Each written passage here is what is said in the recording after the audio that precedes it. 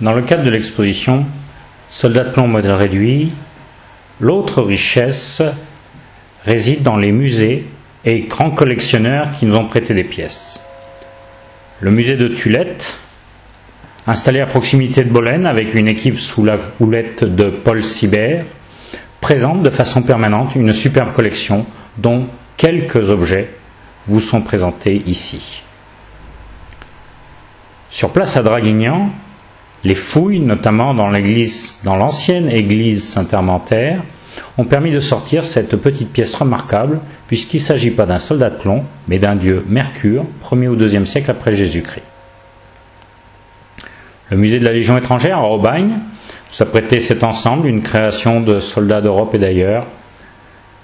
et cet deuxième ensemble qui est la célèbre collection sortie chez Hachette, sous forme de fascicules en vente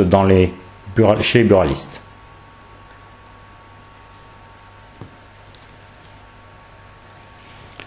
À Fréjus, le musée des troupes de marine présente une très riche collection aussi, dont ce tank destroyer et ses maquettes dioramas d'un canon long tome, canon de la Libération de 155 mm, et cet avion d'observation qui rappelle que l'artillerie a été la mère de l'aviation légère de l'armée de terre. À Toulon,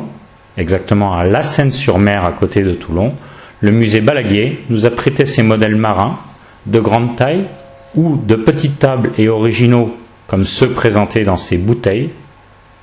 modèles remarquables de précision. À Lyon,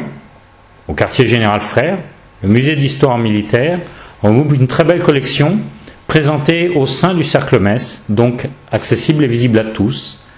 Cette collection est essentiellement tournée autour de modèles Kiralu. Arrive en complément, et toujours par le biais du musée de Lyon, ces créations de Jacques Jouny, figuriniste de la région de Roanne, qui s'est spécialisé dans des grandes séries d'emblèmes anciens.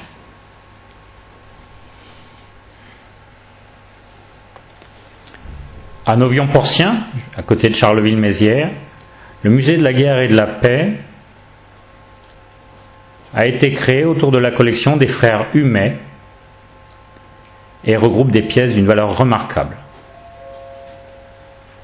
En France, il serait malhonnête de parler de figurines ou de soldats de plomb en oubliant la firme CBG Mignot, la plus vieille maison existante en France et qui produit des pièces de qualité remarquable.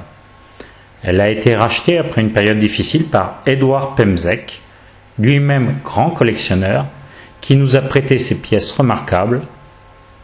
en bois, en papier, en métal, qui se déroulent devant vous. Des modèles uniques, comme ces pièces en tôle, ou ces modèles en bois du début du XXe siècle, version pour garçons de la maison de poupée.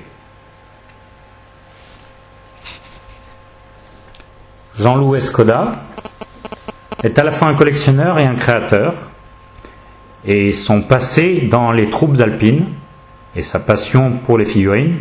l'ont amené à marier les deux en étant le spécialiste de la création et de la collection de la figurine liée aux troupes de la montagne.